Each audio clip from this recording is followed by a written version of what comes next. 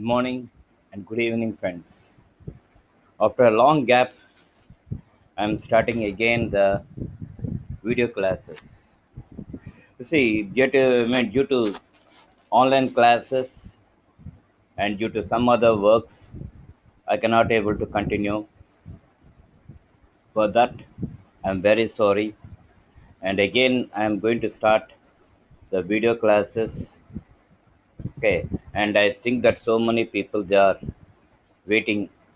Okay, okay, of course, even though you like or not, okay, it is my customary duty to take the video classes because it is my channel. Okay, now in the last class, we have discussed about the fraud and the mistake. In business law, we have discussed about fraud and mistake. Now, after that, we are going for the new topic that is nothing but discharge of contract. So, what is discharge of contract? Discharge of contract means relieving from the contract is nothing but discharge of contract. When you go for this, when you go for this, okay, when you or joined in an hospital, okay, when you got purification, then you got good health. The hospital people they won't keep you in the hospital. What they will do is they will relieve and they will discharge you. Discharge is nothing but making you free from the hospital.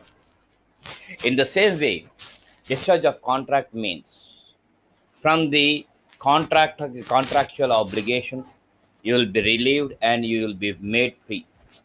That is nothing but discharge of contract. Okay, and when you enter into a contract, it is a cumbersome job.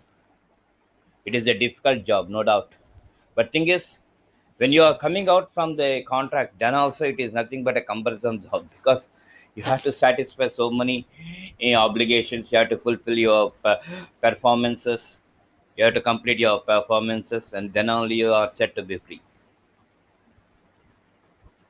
And this thing is, we can say in one word that it is making a prisoner to be a free bird. That is nothing but a discharge of a contract. Okay, that is we will get freedom from the performance or obligation. That is nothing but discharge of contract. In that discharge of contract, legality of object and consideration. These are very, very essential. Legality of object and consideration. See, when you are entering into a contract, then it should be legally approvable. It should be approved by court of authorities or court of law. Okay, and for what purpose you are entering into a contract, that thing also it should be completed. That is legality of object. And another thing is consideration. That is something in return. You have to give something and you have to take something. Okay, so that is nothing but the consideration. So you must get your consideration back. You must get your consideration back. Then only you are set to be discharged from the contractual obligations. Legality of object. If an object or consideration of an agreement or performance is unlawful, is void. So when it is not legally approved, automatically it is said to be void. Okay, there is no necessity to continue the contract. Section 23 declares that the object or consideration of an agreement is not lawful in certain cases. In certain cases, it is not lawful place. It is not legal. Object means purpose or design. Consideration is something in return. Consideration may be lawful, but the purpose of the agreement may be unlawful. In such case, the agreement is void. Okay. Object means purpose. For what purpose you are entering into a contract or design. Consideration, I told you already that it is something in return. Consideration may be lawful, but the purpose of the agreement when may be unlawful. In such case, the agreement is void. Consideration, it will be legal.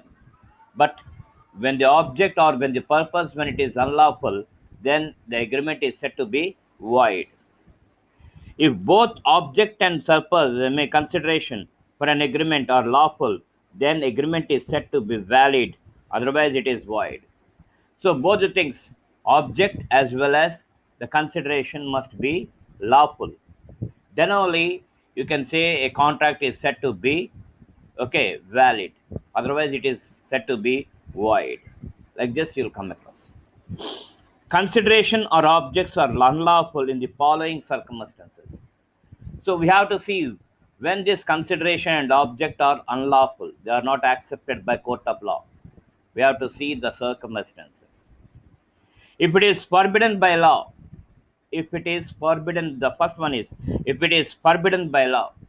When the law it is when it is not agreeing, when it is forbidding, then automatically the agreement or the contract is said to be void. If the object in consideration is doing in doing of a thing not allowed by law is void. In doing of a thing, in doing of a thing not allowed by law is void. Okay, when they are not, and sorry, when they are not allowed by the court of law, then it is said to be void. Example: A promises to obtain for B an employment in the public services department, and B promises to pay 1,000 rupees to A. The agreement is void as consideration is unlawful. As consideration is unlawful. You see, he is promising B that is looking that he is going to look after a job in the public services department, and for that B has to pay 1,000 rupees. So there, the consideration is completely unlawful. So the agreement is said to be void. Okay, it is of such a nature. It is of such a nature that if permitted, it would defeat the provisions of any law. Okay, when the nature of the contract, when the nature of the contract is like that, suppose if you give permission, it would defeat the provisions of the court of law. It will break the provisions, it will break the rules and regulations laid by the court of law. If the object or consideration of an agreement is of such a nature that if permitted it would defeat the provisions of any law, the agreement is void. Okay, when it is breaking the rules and regulations of law, automatically the agreement is said to be void. When the agreement is void, automatically the contract is said to be void. Okay, third one is if it is fraudulent. Okay, if it is fraudulent, that is filled with frauds. When any agreement, when the object and consideration, when they are in fraud, automatically the agreement is said to be void. Agreements which are entered into promoted fraud or void. Okay, when they give rise promotion for frauds, automatically the agreement is said to be void. Okay, example: A, B, and C enter into an agreement for the division of gains acquired by them by fraud. Okay. A, B, and C enter into an agreement for the division of gains acquired by them by fraud. The agreement is void as its object is unlawful. This is the example that we come across. There is no necessity for me to explain this. Okay. Now, fourth one. If the agreement involves or implies injury to a person or to property of another. Okay.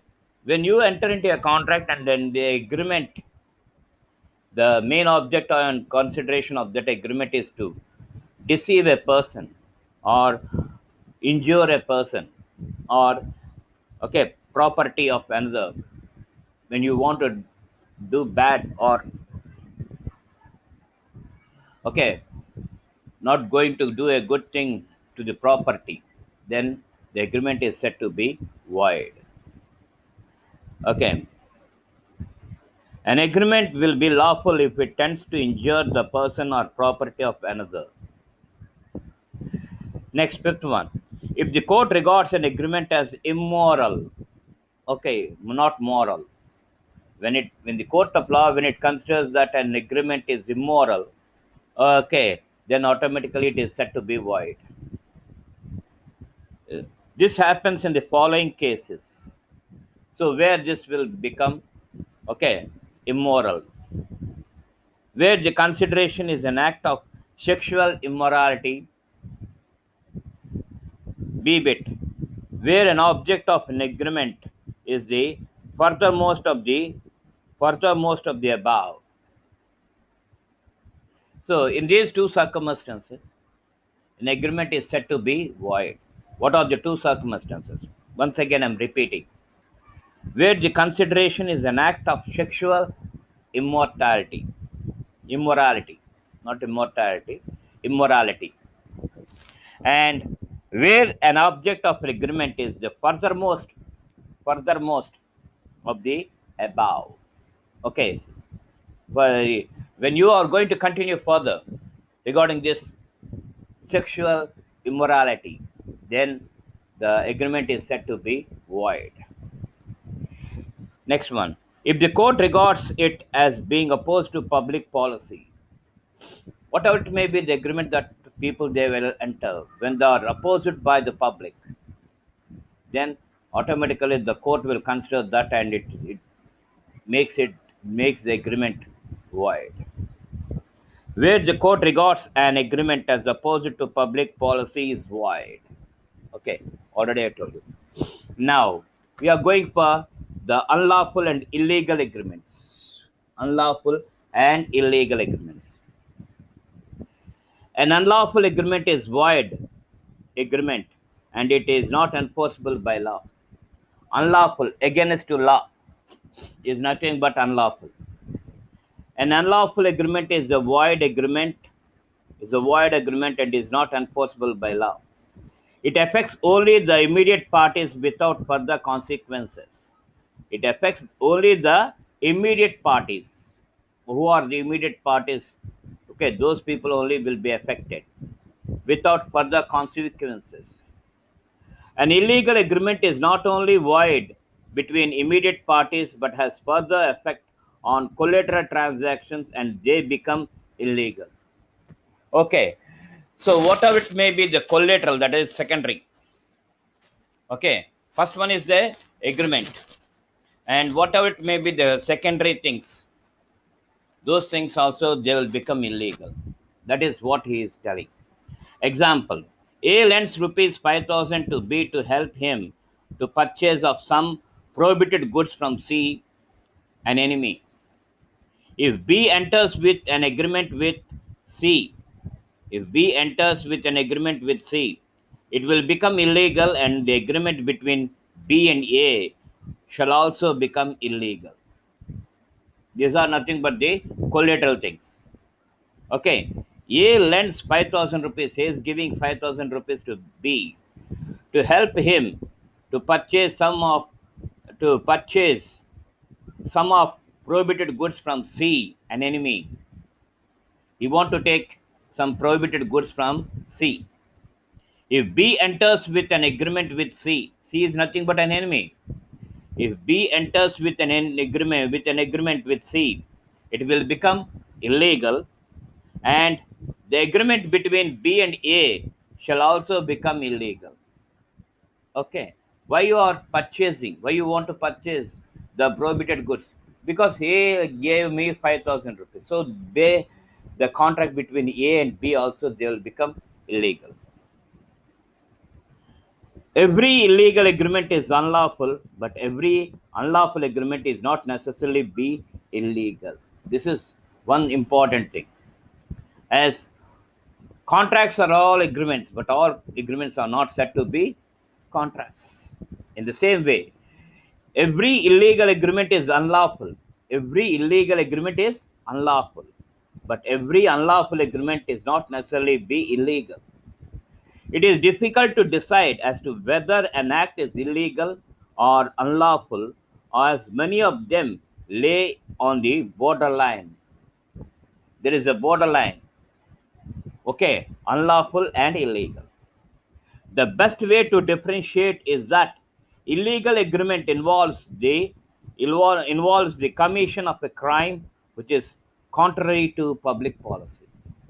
So how to differentiate this? How to differentiate this? The best way to differentiate is that illegal agreement involves the commission of a crime. Okay, if you want to do a crime, that is nothing but an illegal agreement. Okay, the commission of a crime which is contrary to public policy, which is against to public policy. Effects. What are the effects? Effect of illegality. The effect of this is discouraging people from entering into illegal agreements which arise from basic causes. In case of equal guilty, the defendant is in a better position. In case of equal guilty, both the parties, when they are of the same guiltiness, okay, the defending party will be in a better position. He can throw on the offender. That is the thing that we will come across. Example for this: A promises to pay. A promises to B to pay 100 rupees if he beats T.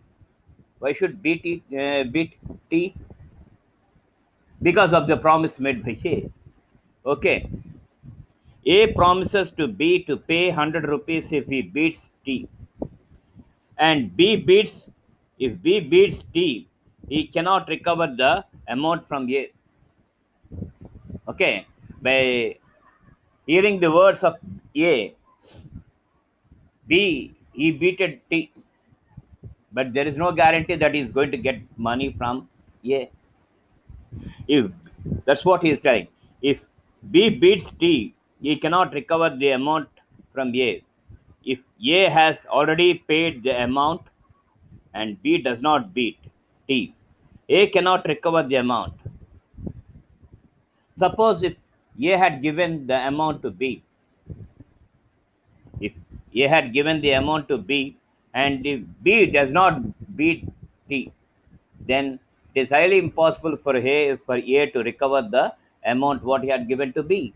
That is the thing that we come across. When illegality is severable, when it is more, severable means more. When illegality is severable, a contract may contain several distinct promises or a promise to do several different acts, of which some are illegal and some are legal. If legal acts are severable from illegal acts, the court will enforce the legal ones and reject the illegal ones. Otherwise, the contract is declared illegal. Yeah, you'll come across so many contracts with so many people. And whatever it may be the contract, some of them are illegal and some of them are legal. Okay, if the legal contracts, if they are more than the illegal contracts, then automatically the court of law it will give permission for legal ones and reject the illegal ones. Otherwise, otherwise, okay, every contract is said to be illegal. Okay, that is why otherwise the contract is declared illegal. This is what I'm going to tell you regarding this discharge of contract. Okay, so in the next class, I'm going to continue the things. Okay, until then, bye.